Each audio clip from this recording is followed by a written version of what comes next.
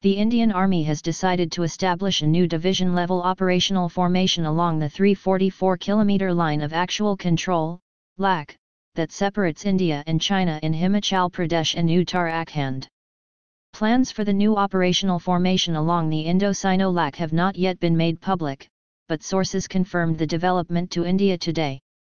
The US should support the Baloch people and other oppressed groups in Pakistan, who are being subject to grave human rights violations for demanding the right to self-determination, a senior American lawmaker has said. Congressman Dana Rohrabacher said Pakistan needs to remember what happened in 1971, referring to developments in then East Pakistan which later on became Bangladesh after years of Pakistani human rights abuses and persecution of the local population.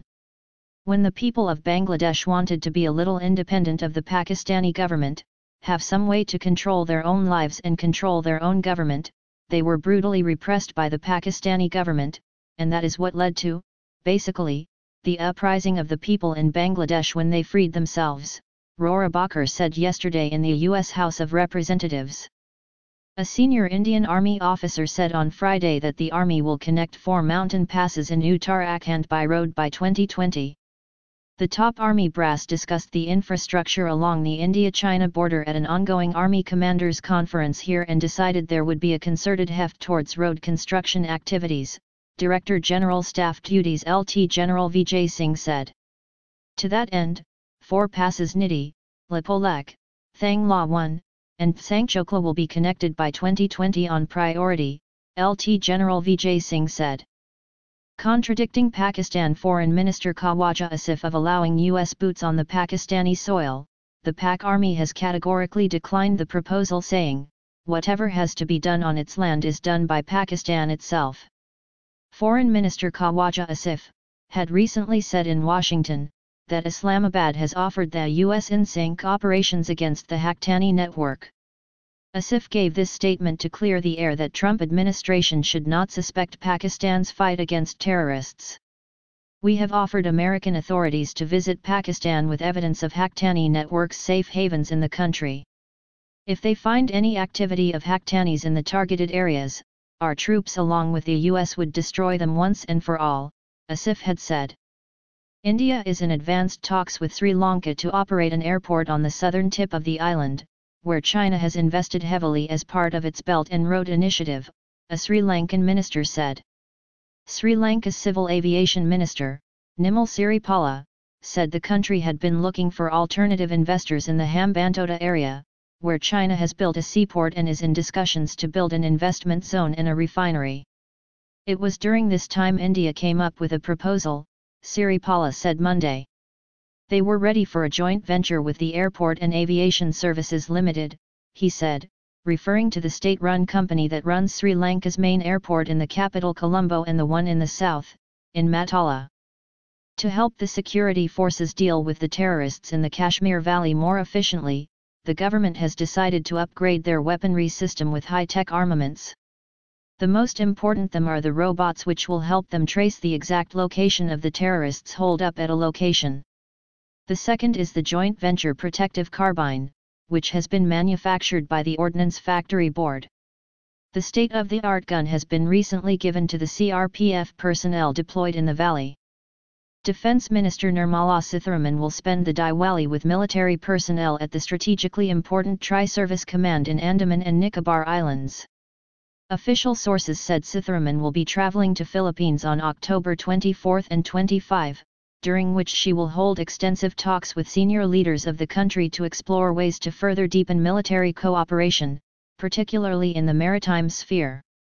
It will be her first foreign visit as defense minister. Indian Navy Chief Admiral Sunil Lanba on Thursday reviewed the construction of the country's first indigenous aircraft carrier, Vikrant, at the Cochin shipyard.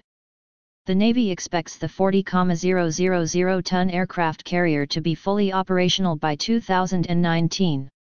Admiral Lanba took stock of the various construction activities related to Vikrant, named after India's first aircraft carrier that was acquired from the UK in 1961. At the shipyard, the CNS, Chief of Naval Staff, accompanied by the FOCNC, South, and other senior officials of the Navy took a walk around of the ship to get a first-hand appreciation of the progress of work on board, a defense release stated. The Indian Navy has revealed an intention to procure approximately 111 naval utility helicopters, NA, and 123 naval multi-role helicopters, MRH. The responses to 2 requests for information, RFI, documents by the Indian Ministry of Defence were due last week. The 2 projects are partially a restatement of earlier requirements that were never realized. They both require indigenous manufacture under Delhi's Make in India requirements. The MRH will replace the Indian Navy's Sea Kings, and is to be procured in 2 versions. One will perform anti-submarine warfare, ASW, anti-surface warfare, ASA, electronic intelligence gathering and search and rescue, SAR. The other will be for special operations, including anti-piracy missions, combat SAR, and humanitarian operations. Indian Air Force is all set to carry out full war drill on Agra-Lucknow Expressway at Bangarma in Uttar Pradesh on October 24. Sources close to News Nation in the Uttar Pradesh government and Indian Air Force confirmed the development. According to plans, more than 20 aircrafts and cargo planes of the Indian Air Force will participate in the war drill on the expressway. Sources told our reporter that Sukhoi, Tejas, Mikoyan MiG-29, Dassault Mirage 2000, Jaguar, MiG-27ML, MiG-21, Boeing C-17 Globemaster III, Ilyushin IL-76MD and Lockheed C-130J Super Hercules will take part in the drill. Sensitive data about Australia's F-35 stealth fighter and P-8 surveillance aircraft programs were stolen when a defense subcontractor was hacked using a tool widely used by Chinese cyber criminals, officials said today. The 50-person aerospace engineering firm was compromised in July last year, but the National Cyber Security Agency, the Australian Signals Directorate, ASD, only became aware of the breach in November, technology website ZDNet Australia reported.